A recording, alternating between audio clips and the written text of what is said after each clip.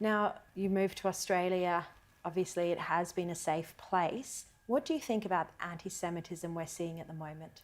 I think it's shocking. I'm absolutely disgusted with it. You know, I've lived here for 70 years, came here as a 14-year-old.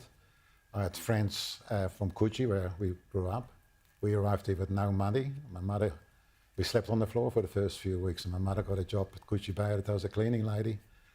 And there wasn't a lot of anti-Semitism I came across over the years in Australia till all this happened.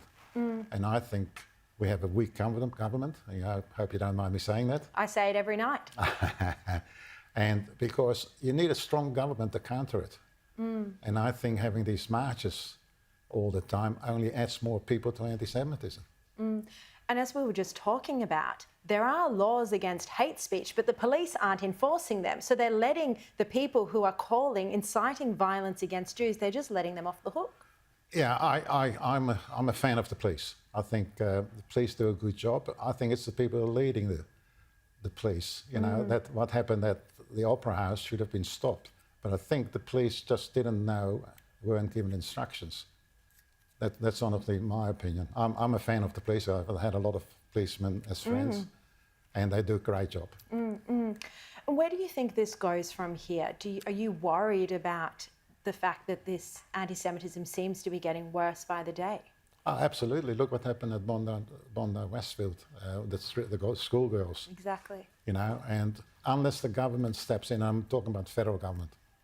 I do believe Mr. Mintz does a good job. He's very strong, outspoken, but the federal government's got to step in. And say that this conduct is not acceptable. Yeah, and they should change the laws that these marches aren't allowed. Because that only attracts kids and school kids, you know, the Teachers' Federation. I think it's a shocker. I mean, it's one thing allowing freedom of speech and everyone has a right to protest, but not when it's calling for genocide or for Jews to no longer exist. Well, I like to know how people can block the road and don't get fined. If I cross the road at an angle, it gets booked for jaywalking. How stupid is that? Yeah. Eddy Boas, thank you very much for joining me. Just an honour to have you and wonderful that you and your family survived. Thank you very much. Thank you very much for inviting me. Thank you.